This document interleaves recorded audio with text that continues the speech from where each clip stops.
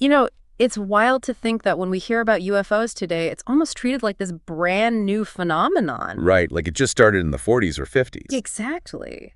But what if the strange things people are seeing in the sky have echoes stretching way, way back in time? Mm. Have you ever considered that the stories we're hearing now might have been witnessed and puzzled over by our ancestors, just in different terms? That's exactly the fascinating possibility we're plunging into in this deep dive. Okay. We've got a truly remarkable book as our source material today, Wonders in the Sky by Jacques Vallée and Chris Aubeck. Vallée, okay. And this isn't your typical aliens among us narrative, right? From what I gather, it's a much more historically grounded exploration. Precisely. Yeah, Vallée and Aubeck have undertaken this massive task, compiling around 500 meticulously researched reports of unexplained aerial phenomena. 500? Wow. Yeah, and the timeline is staggering, from 500 BC all the way up to 1879 AD. Okay, 500 BC to 1879.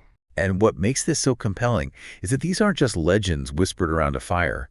They're documented accounts. Right. Drawn from historical chronicles, scientific journals, just a really diverse range of sources. So for you and me on this deep dive, the mission is to see if we can tease out any recurring patterns, or maybe stumble upon some surprising insights within these centuries-old records. Exactly. By getting a sense of how people in the past grappled with these wonders, maybe we can gain a fresh perspective on our modern-day conversations about UFOs. Yeah, it's like getting a long-term view on a persistent puzzle. A historical context. Absolutely. Think of it as adding layers of historical context to a very current discussion. The book pulls from an astonishing array of sources, ancient Near Eastern texts, the histories of the Greco-Roman world, chronicles from across Asia, medieval European annals, early newspapers, even the writings of those early scientific minds. And the authors made a very deliberate choice to cut off their survey at 1879, didn't they? There's a specific reason for that. That's a critical methodological point. Right, yeah. They intentionally stopped before the widespread development of human aviation, things like airships and airplanes. Okay. This helps to avoid confusion with misidentified early aircraft. It also helps to filter out potential hoaxes that might have emerged alongside the advancements in flight technology. Right, the whole mystery airship era came later. Exactly. So we're looking at a period where these sightings are much less likely to have conventional explanations rooted in human technology. Okay, so some of the really intriguing questions that we'll be digging into today are, did people living in ancient times actually describe seeing things in the sky that sound surprisingly familiar to modern UFO descriptions? How did their prevailing beliefs and cultural understanding shape the way they interpreted these events? Crucial question. And are there any consistent patterns that emerge across these vast stretches of time that might hint at a real underlying phenomenon? Exactly. Those are the core questions. And to really set the stage for this historical exploration, it's important to touch on the foreword. Okay. It's written by the folklorist David Hufford. His perspective provides a valuable lens through which to view these historical accounts.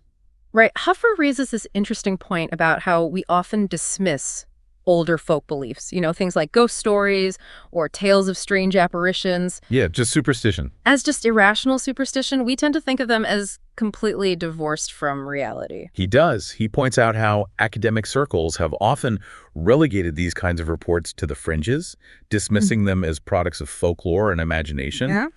But Hufford commends Vallee's work, going back to his earlier explorations like Passport to Magonia, for taking these seemingly bizarre reports seriously. He sees value even in the stories that don't fit neatly into our modern scientific framework. So Hufford's argument is that maybe within these old beliefs, there are actual observations of real events, or phenomena that people simply didn't have the scientific understanding to explain back then. Precisely. He suggests that these legends and historical chronicles might actually contain overlooked insights. He views Wonders in the Sky as a significant contribution because it applies a level of scholarly rigor to these historical accounts, moving beyond simple dismissal. He believes that by seriously examining these long-preserved stories, we might uncover something new about the nature of these experiences. Okay, so Vallée and Aubeck themselves, right from the introduction of Wonders in the Sky, really lean into this idea that what we think of as UFOs isn't a new story at all. That's their core argument. Yeah. The concept of alien contact, as we understand it today, could in fact be a continuation of humanity's oldest story. Wow. They contend that if you delve into history, you find remarkable parallels to modern UFO encounters woven into myths, religious texts, and historical records spanning millennia. They even bring in the work of researchers like Michael Persinger and Ion Culiano, who have both observed this recurring theme of strange aerial visions and encounters with beings perceived as non-human. Yes, and they emphasize that in earlier times, these encounters were almost always filtered through the prevailing cultural understanding. These aerial phenomena were interpreted as the actions of gods, spirits, or other supernatural entities. So, while the core experience might have been similar across eras, the explanation attached to it was heavily influenced by the cultural context. And the authors found these persistent patterns of these unexplained aerial phenomena throughout history patterns that clearly had a profound impact on the people who witnessed them. Absolutely. They used the term prodigies or celestial wonders to describe these recurring events that appeared in every era, often inspiring feelings of awe, wonder, and sometimes outright fear. These sightings weren't always fleeting. They sometimes left a lasting imprint on the culture. They provide a really illustrative example in the introduction, talking about how a bright apparition might be seen as a dragon in one century. Right. And then centuries later, a very similar event might be interpreted as a comet or even a UFO. It really drives home how our understanding shapes our perception. It does. It highlights how our current worldview acts as a filter for interpreting unusual experiences. And the book goes on to explore the potential influence of these extraordinary sightings on various aspects of human life. Like what? Including religion, folklore, and even the course of historical events. That's a significant assertion. Can you elaborate on that? Well, the introduction suggests that these unusual signs in the sky, whether they were comets, unusual lights, or structured apparitions, often played a role in shaping public opinion, or were even used as propaganda by those in power. Okay. The authors cite examples of emperors, popes, and military leaders who interpreted celestial events as omens that guided their decisions, lending a divine or cosmic significance to their actions. They do acknowledge that drawing a direct line of causality between a sky sighting and a historical event can be tricky, right? It's not always a straightforward connection. They are careful to point that out. Yeah. We can't always establish a clear and direct cause and effect relationship. However, they argue persuasively that these phenomena did contribute to the enduring myths and collective beliefs that have profoundly shaped our societies over time. Even if not a direct cause, they were certainly part of the cultural fabric. So looking back at these ancient cases isn't just an exercise in historical curiosity. It can actually offer insights into how we understand modern UFO phenomena. That's the central premise. Vallée and Aubeck believe that by meticulously studying these older reports, we might identify recurring patterns that either corroborate or challenge modern accounts. It also serves as a valuable cautionary note against rushing to definitive conclusions in contemporary UFO research, as we can see how past interpretations were so heavily influenced by the prevailing beliefs of the time. Okay, let's delve into the chronology then. The first part of the book covers everything up to 1000 AD. What kind of wonders were people in the ancient Mediterranean world recording? So in this early period, you see a real intertwining of observation and mythological interpretation. Classical historians, figures like Livy and Pliny the Elder, both important Roman writers, diligently documented what they termed prodigies in the sky. Prodigies. Yeah. For example, Pliny the Elder, in his Natural Histories, noted instances where 3 moons appeared at once, and Roman writers described round shields or fiery discs moving across the heavens. Shields. Yeah. These weren't just casual observations. They were often seen as significant events. There's that well-known case from 218 BC in Rome where ships were reported as gleaming in the clouds, as recorded by Livy. That description sounds surprisingly similar to some modern UFO sightings of structured craft. It is indeed striking. And as the authors highlight, the educated Romans of that era generally interpreted these aerial events as bad omens foretelling misfortune or disaster. So signs from the gods, basically. Pretty much. Yeah. These sky apparitions were often reported in conjunction with significant political or military events, reinforcing their perceived importance as portents. Moving into the biblical and early Christian accounts, we encounter stories like Elijah's ascent in a chariot of fire and Ezekiel's vision of fiery wheels. These are obviously narratives deeply embedded in a religious context. Absolutely. However, even within that theological framework, you find descriptions of luminous vehicles or beings appearing in the sky that bear a certain resemblance to aspects of modern UFO and close encounter reports. The book even includes a Gustave Doré engraving depicting Elijah's chariot, which is quite visually suggestive. The authors also discuss the writings of Bishop Acacius of Constantinople in the 4th century AD, who described flaming phenomena in the sky as divine signs. And the authors are careful to distinguish between the spiritual or religious interpretation and the core description of the aerial event itself. Right? Precisely. Their approach is to treat these accounts with a degree of critical distance, focusing on the fundamental description of what was observed. Like the raw data. Kind of. For instance, the whirlwind of fire that carried Elijah away could be interpreted theologically, but the underlying imagery is of a bright, mobile object in the sky. This wasn't solely a phenomenon observed in the Western world either. What kinds of wonders were being recorded in ancient Asia and the Middle East during this period? The chronology clearly demonstrates that this was a global phenomenon. In China, there's a fascinating report from 12 BC describing a large hovering object that appeared in broad daylight. Hovering. Yeah, hovering. And it was followed by a fall of fire rain. Wow. Plutarch, writing in what is now Turkey around 76 BC, documented a meteor-like object that hung in midair burning, an account that some modern commentators have drawn parallels to UFO landing reports. Interesting. And we also have the Indian tale of Emperor Ashoka supposedly encountering a flying shiny disk, and Persian references to flying chariots. Flying chariots, okay. It really starts to paint a picture of widespread observations across different cultures. And a significant Middle Eastern example is the account of Constantine's cross in the sky in 312 AD. Roman historical sources report that the emperor and his army saw a luminous cross in the daytime sky before a crucial battle. The famous in hoc signa vinces. Exactly, which he interpreted as a divine omen leading to his conversion to Christianity. The authors include this to illustrate how profoundly political and religious contexts could influence the interpretation of such extraordinary aerial events. Then we move into early medieval Europe, and we see the emergence of common motifs like flaming swords and dragons in the sky. Yes, these often likely correspond to comets, meteors, or other luminous atmospheric phenomena that were interpreted through the lens of existing mythology and symbolism. Makes sense. However, there are also more unusual reports that are harder to categorize. For example, the Annals of Ulster, an Irish chronicle from AD 743, records ships with their crews seen in the air above a monastery. Ships with crews. Yeah. In the air. Yeah, a truly remarkable and evocative image.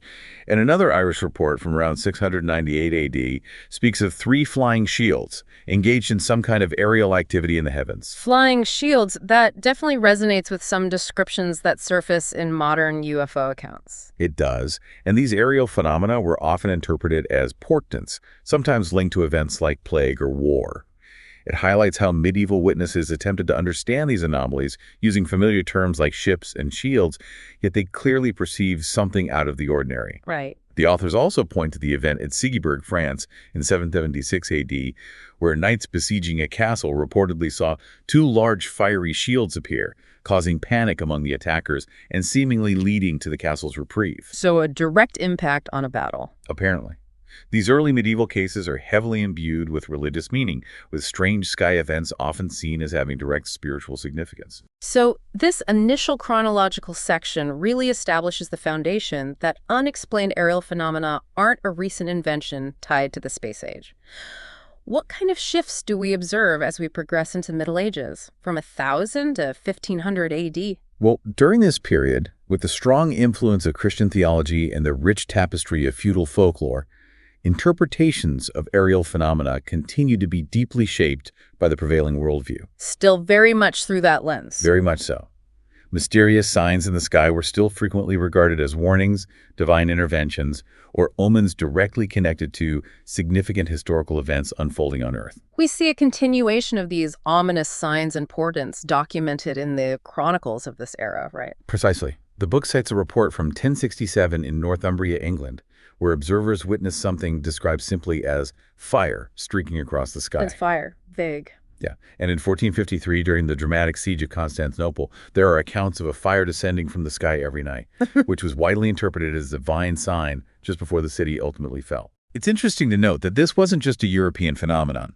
In China, in 1458, a sparkling wheel was meticulously recorded, demonstrating that detailed astronomical observations were occurring across the globe. A sparkling wheel. And the motif of flying dragons persists, alongside these intriguing reports of what sound like aerial battles. Dragons again. Yes, the dragon remained a potent symbolic framework for understanding unusual sky apparitions.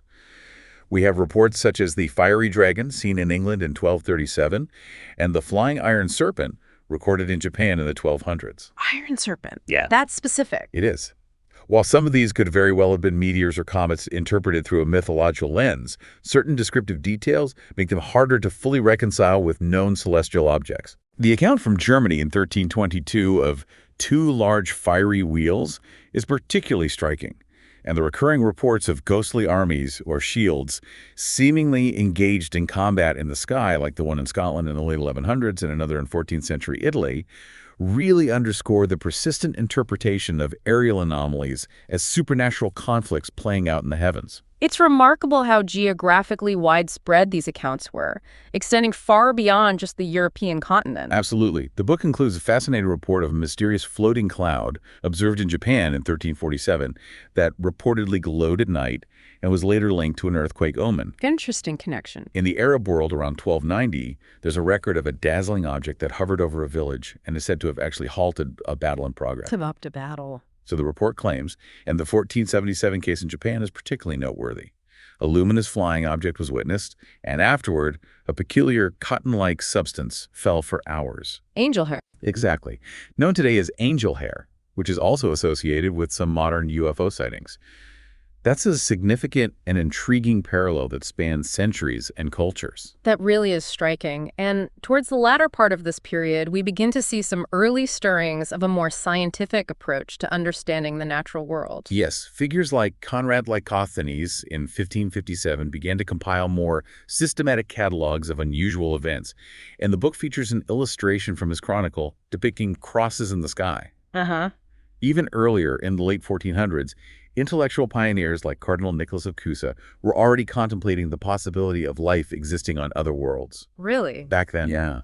And of course, Christopher Columbus, in his famous log from 1492, noted a glimmering light moving up and down in the night sky. Ah, the light Columbus saw. These are subtle but significant hints of a gradual shift toward a more questioning and potentially naturalistic perspective on these types of phenomena. So, the Middle Ages were still largely dominated by religious and superstitious interpretations of sky wonders, but the seeds of scientific inquiry were definitely being sown. Then we transition into the 16th century, a period of immense change with the Renaissance and the Reformation.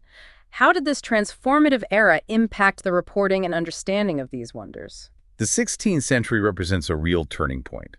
The advent of the printing press facilitated a much wider dissemination of information, including accounts of unusual aerial events. Right, broadsheets and pamphlets. Exactly.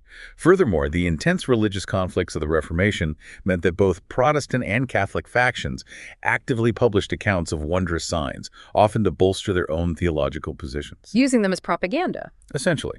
This century also witnessed some truly spectacular UFO-like events, many of which were contemporaneously documented with detailed woodcut illustrations, providing a fascinating visual record. Okay, let's delve into some of the more prominent cases, starting with the famous Nuremberg sky battle of 1561. That event sounds truly extraordinary. It is a remarkably well-documented event. On April 14, 1561, at dawn, residents of Nuremberg, Germany, reported observing hundreds of spherical and cylindrical objects in the sky. Hundreds? Hundreds, seemingly engaged in some form of aerial combat.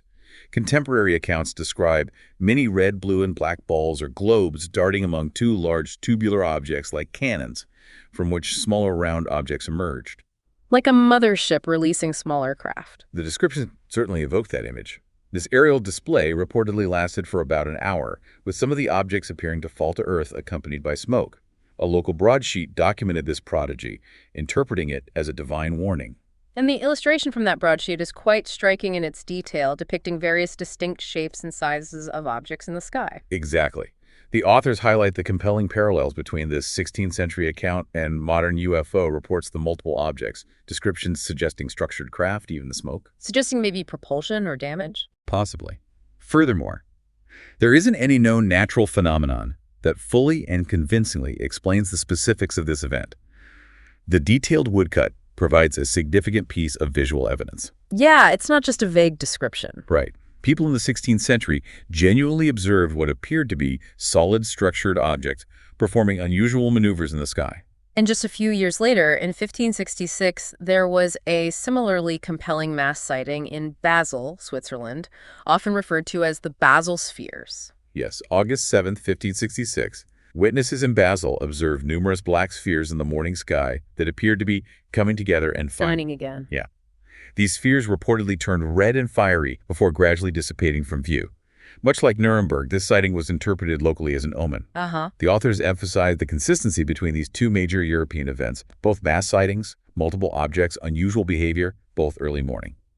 These cases strongly challenge the notion that reports of structured, unconventional aerial objects only began in the 20th century. Definitely pushes the timeline back. The 16th century wasn't solely defined by these two large-scale events, though, was it? There were other noteworthy cases documented during this time. Absolutely. You have an intriguing account from Michelangelo in 1513, who reported seeing a triangular light with trailing features. A triangle. Interesting shape. Could potentially have been an unusual comet or aurora, but the description remains notable. Benvenuto Cellini in the 1550s wrote about a massive, glittering object over Florence that caused astonishment. During the intense siege of Malta in 1565, a flaming sword was reported in the sky, interpreted through the religious lens. And even at the famous Battle of Lepanto in 1571, some accounts mention strange lights being observed, sometimes interpreted as celestial or angelic hosts. There's even a fascinating report from Italy in 1571 describing a flying object that emitted lights and had a distinct sulfurous smell that certainly suggests a physical, tangible object. It does, hinting at something more substantial than just light. And in 1577, Portuguese sailors in the Azores witnessed a large globe of fire emerge from the sea and then ascend into the sky. Out of the water, like a USO becoming a UFO? Exactly that kind of behavior, yeah. While potentially a meteor, its actions don't quite align with typical fireballs. It sounds like the 16th century was a particularly active period for these kinds of unusual aerial sightings and their documentation. It was a period where these accounts achieved wider circulation due to printing. And while religious interpretations still held sway, you also begin to see early seeds of more naturalistic explanations considered by some. Like who? Intellectual figures like Girolamo Cardano recorded unusual sky events, while also seeking natural causes. And by the late 1500s, Tycho Brahe's groundbreaking work on comets and supernovae started to demystify some traditional wonders. But not everything. No. Events like Nuremberg and Basel remain stubbornly unexplained within the scientific understanding of the time. As we move into the 17th century, the scientific revolution is gaining significant momentum. Did this lead to a decrease in these types of reports, or perhaps a fundamental shift in how they were understood? The 17th century presents a really interesting dynamic. On one hand, yes, a significant rise in scientific understanding of celestial phenomena. Okay. On the other hand, the historical record still contains a consistent stream of reports describing unexplained aerial phenomena observed by people from all social strata, including some prominent figures in the scientific community. So a tension there. Definitely. A discernible tension between established scientific explanations and these persistent anomalous observations. We see phenomena like comets and novas increasingly being understood as natural astronomical events, but then there are still these intriguing anomalous reports that don't quite fit into that emerging scientific framework. Exactly. Early in the century, the brilliant nova of 1604 and the prominent comet of 1618 were studied and increasingly understood as natural. However, you then have a case in 1639 in the Massachusetts Bay Colony, where Governor John Winthrop himself recorded observing a strange light in the sky that reportedly changed its shape. Winthrop saw something. Yep, one of the earlier documented UFO-type sightings in the New World. And in 1663 in Robozero, Russia, villagers reported seeing a large, fiery ball hovering over a lake, emitting a beam of light down into the water. A beam of light hovering. That sounds very specific. It does. These kinds of events often defied easy explanations within the scientific knowledge of the time. It's quite remarkable that even established scientists of the era reported witnessing unusual phenomena that they couldn't readily explain. Yes. You have the renowned astronomer Johannes Kepler mentioning seeing mysterious lights he couldn't identify. In 1676, the Italian astronomer Geminiani reported observing a shining shield traversing the sky. A shield again. Even Edmund Halley, famous for his comet work, in 1677 recorded a bright object moving unusually slowly across the sky. He thought maybe a meteor, but its behavior was inconsistent.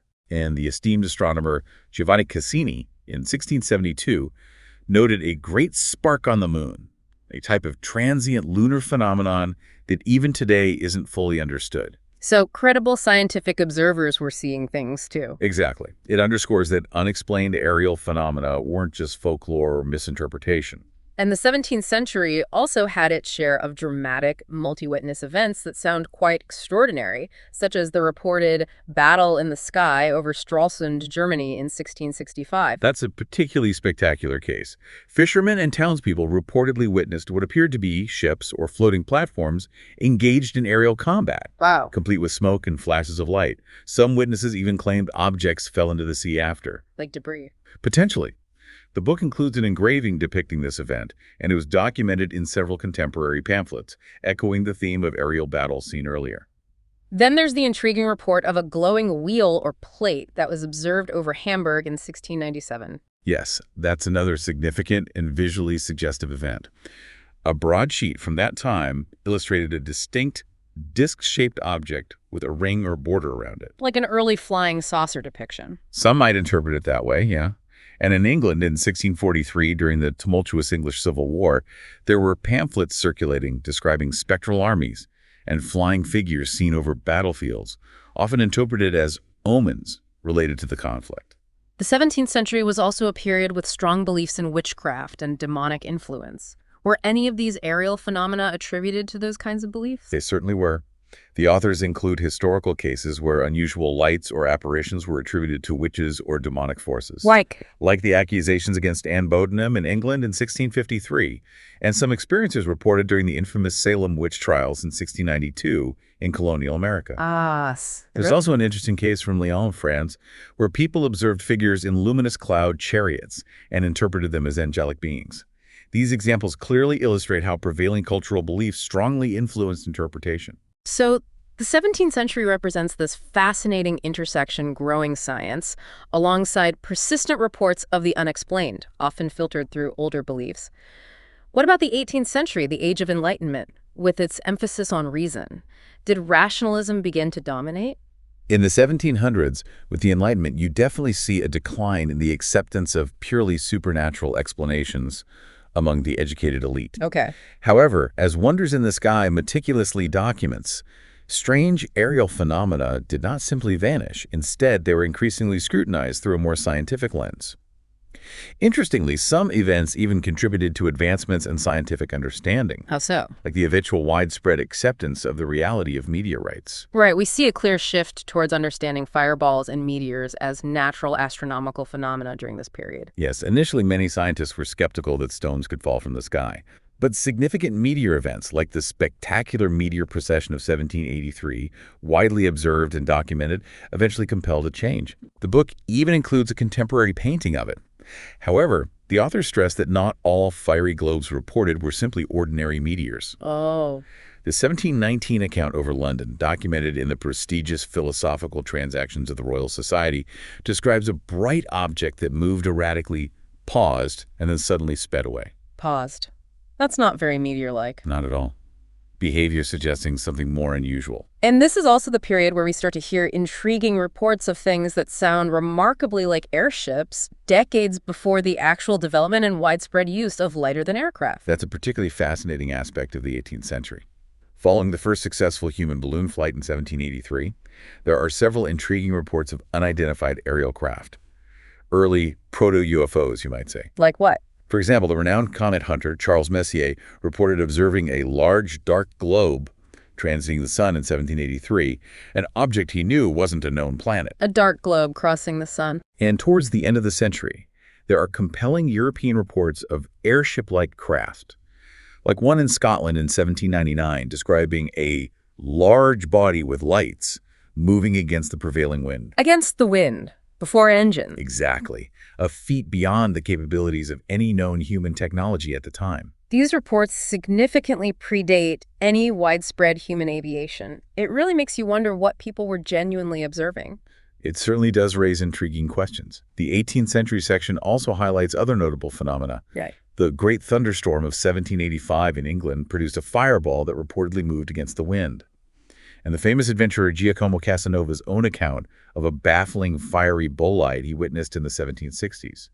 There are also Scandinavian reports of spinning wheels of light, like the Swedish account of a hat-shaped object in 1758. Hat-shaped. And the language used to describe these events seems to be evolving, moving away from purely mythological terms like dragons and more towards descriptions like globes of fire or peculiar meteors. Right, reflecting the changing times. Exactly. This shift reflects the growing influence of scientific rationalism. However, the authors point out that many events still defied easy explanation, like continued reports of burning rains or falls of strange unidentified materials after some sightings. So the 18th century, increasing science, but also persistent, genuinely puzzling events challenging those new understandings. Finally, we arrive at the 19th century, up to the cutoff point of 1879. What kind of wonders were reported then on the cusp of modern tech? The 19th century, in the decades leading up to 1879, is particularly significant. It's a bridge between historical accounts and the modern UFO era. Okay.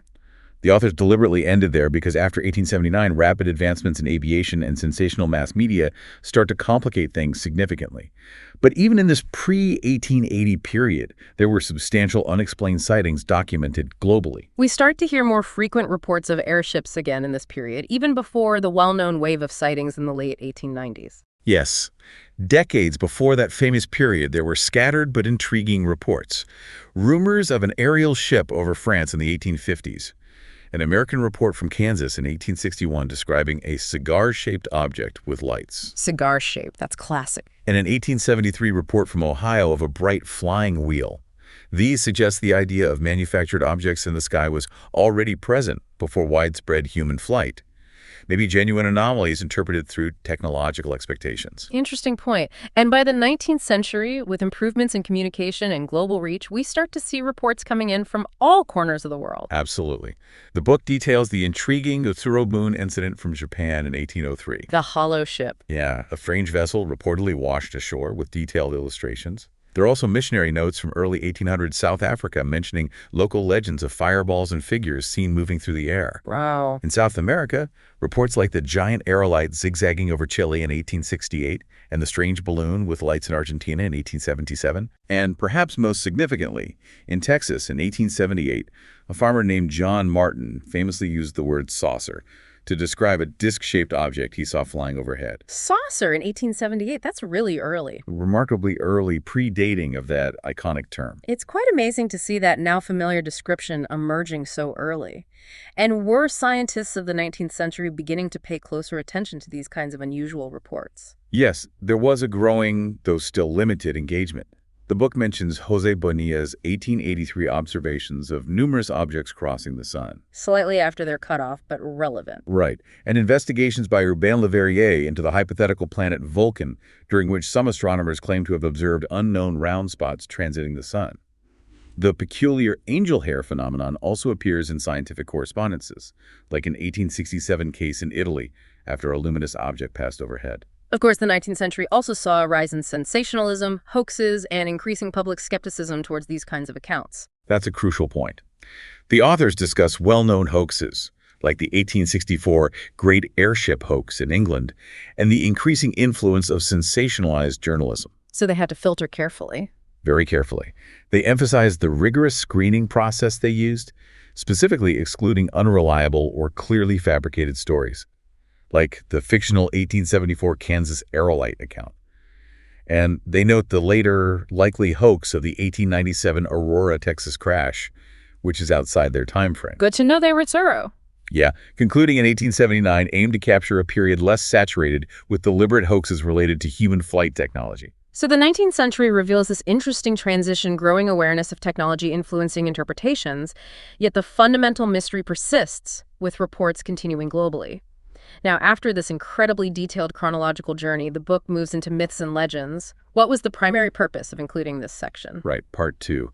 This is where Vallée and Abeck step back from the strict chronology and explore the broader cultural context. They examine how these sightings and experiences have been woven into myths, legends, and religious narratives throughout history.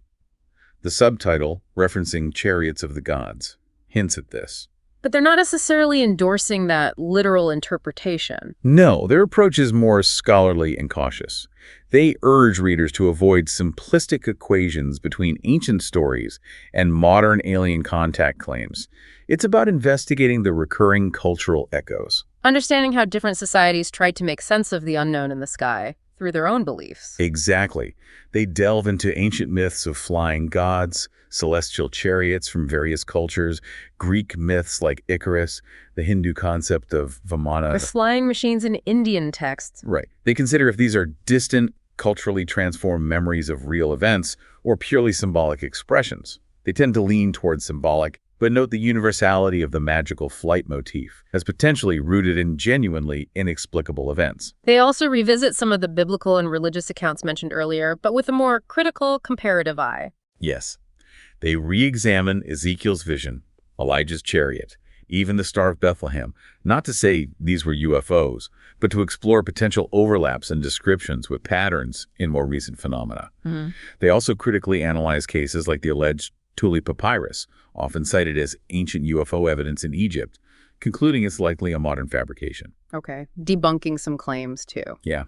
And they consider miracles and apparitions within religious traditions, suggesting some might have had a physical basis interpreted through a religious lens. The book also touches upon historical legends and folklore that sound surprisingly akin to modern narratives of alien contact or even abduction experiences. They do. Yeah. The fascinating Irish legend from 1211 about a man in the sky, where a sailor from an aerial ship is treated like he's drowning underwater, it resonates with themes of encountering the unfamiliar. Weird. Also, the legend of the Green Children of Woolpit as another inexplicable encounter in folklore.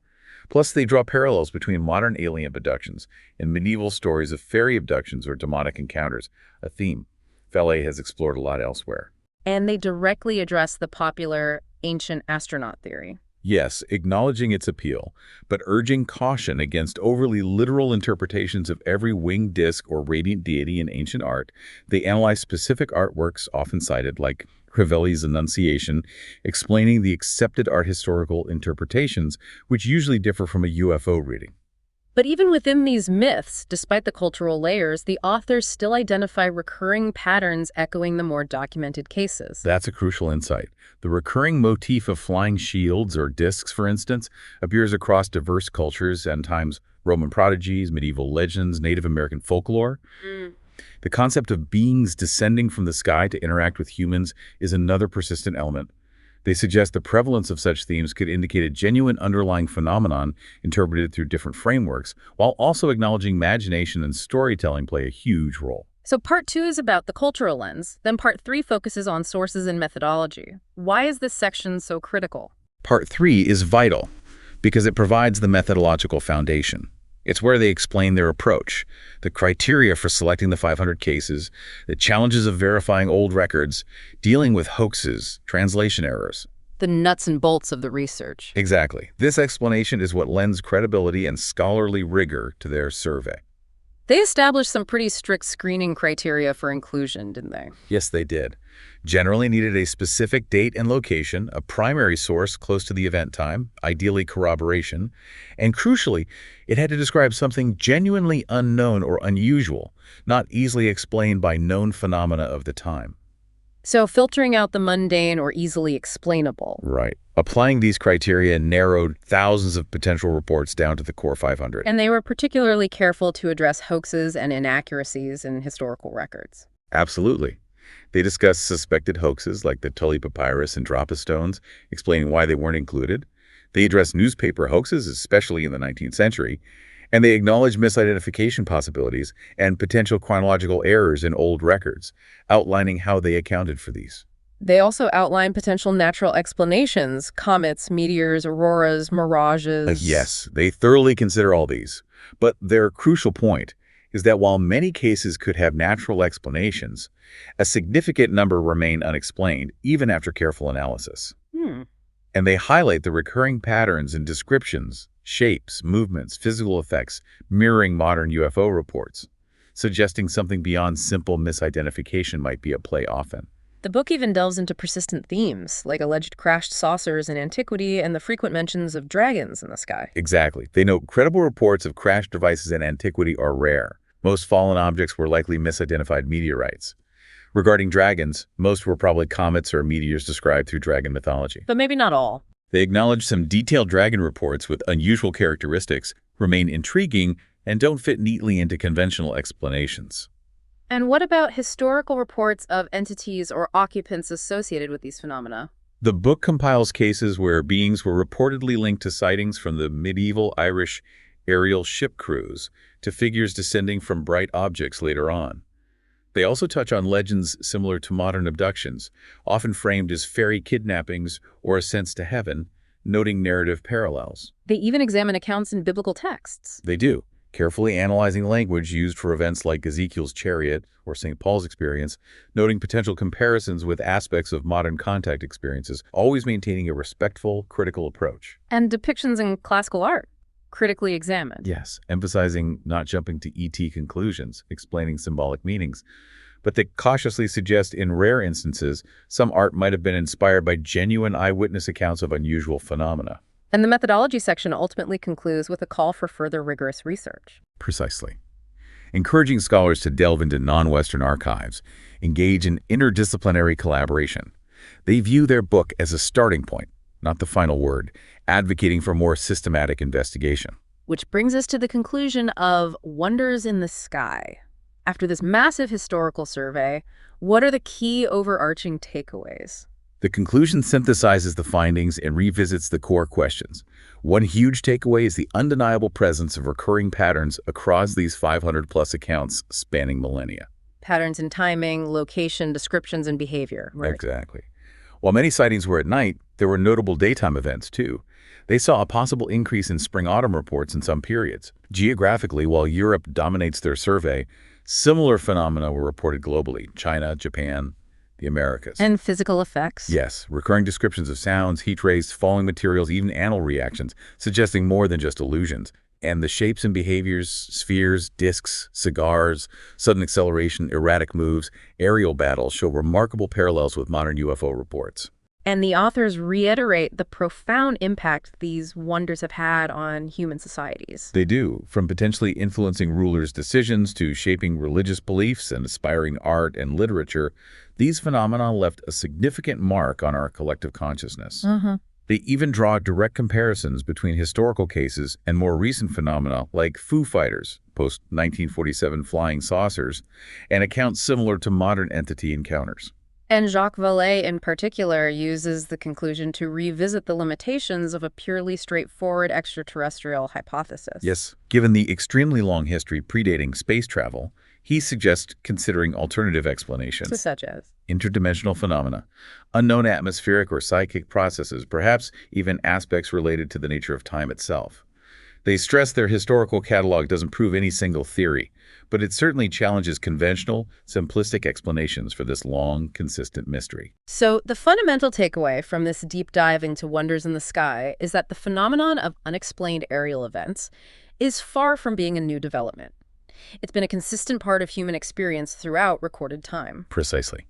And understanding these historical accounts gives us a much broader, more nuanced perspective for modern discussions about UFOs. It really leaves you with a pretty profound thought, doesn't it? If people across vastly different cultures spanning millennia consistently reported strange things in the sky, what could be the underlying reality?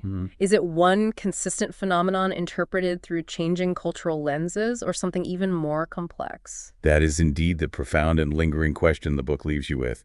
It strongly encourages delving deeper into this history, engaging with the research, and considering how past interpretations compare with our contemporary attempts to understand. It certainly makes you wonder what kinds of wonders in the sky we might be witnessing in our own time that future generations will look back upon and try to understand, perhaps with the benefit of historical context like the one Vallee and Obeck have provided.